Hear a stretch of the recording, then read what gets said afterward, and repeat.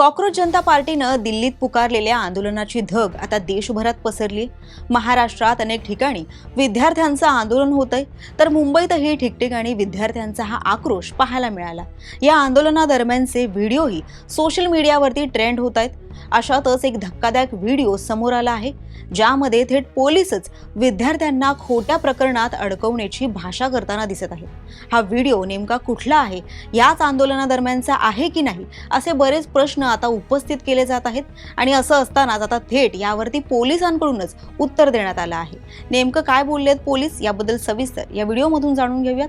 नमस्कार, आपण पाहताय लोकसत्ता लाईव्ह। तर या व्हायरल होणाऱ्या व्हिडिओमध्ये दोन मुलं पोलिसांच्या गाडीमध्ये बसली आहेत।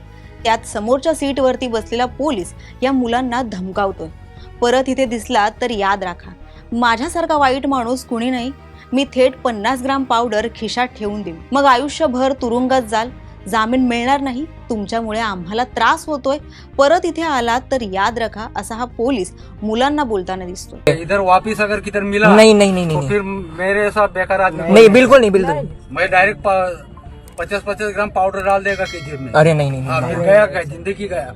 सर, जामीन। सध्या हाच व्हिडिओ विरोधी पक्षातील नेत्यांनी देखील आपल्या सोशल मीडिया अकाउंटवरून देखील पोस्ट केला आहे। पोलीस विद्यार्थ्यांना अशा प्रकारे धमकी कशी काय देऊ शकतात, असा प्रश्न आता विचारला जात आहे। तर प्रशासनाने या सगळ्या प्रकरणाची गांभीर्यानं दखल घ्यावी, अशी देखील मागणी आता नेत्यांकडून केली जाते। या संदर्भात काँग्रेसचे प्रदेशाध्यक्ष हर्षवर्धन सपकाळ यांनी देखील ट्विट केलं आहे। त्यांनी म्हटलंय की खिशात ड्रग्सच्या पुड्या टाकू, असं पोलीसच सांगत आहेत। हा व्हिडिओ व्हायरल आहे। याबाबत पोलीस महासंचालकांची आम्ही भेट घेतली, या प्रकरणाची चौकशी सुरू करण्यात आली आहे, असं आम्हाला पोलीस महासंचालकांनी सांगितलं। सदर घटना गंभीर आहे, आम्ही घटनेचे सगळे तपशील त्यांना दिले आहेत, असं हर्षवर्धन सपकाळ यांनी सांगितले। दरम्यान या प्रकरणावरती मनसेचे अध्यक्ष राज ठाकरे यांनी आपल्या पत्रकार परिषदेत नेमकं काय भाष्य केलंय ते देखील पाहूयात। माझ्याकडे आता एक व्हिडिओ आलाय, मला असं वाटतं की मी तो आता मुंबई पोलीस कमिशनर देखील पाठवलेला आहे।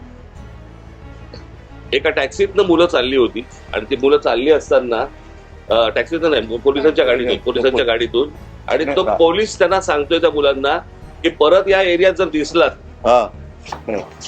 तर खिशामध्ये तुमच्या काय 5 ग्रॅमची पावडर टाकीन, 50 ग्रॅमची पावडर टाकीन, बरं का। म्हणजे पोलिसांकडे आता पावडर पण नाही लागली। पोलीस एजंट आहेत का पावडर वाले?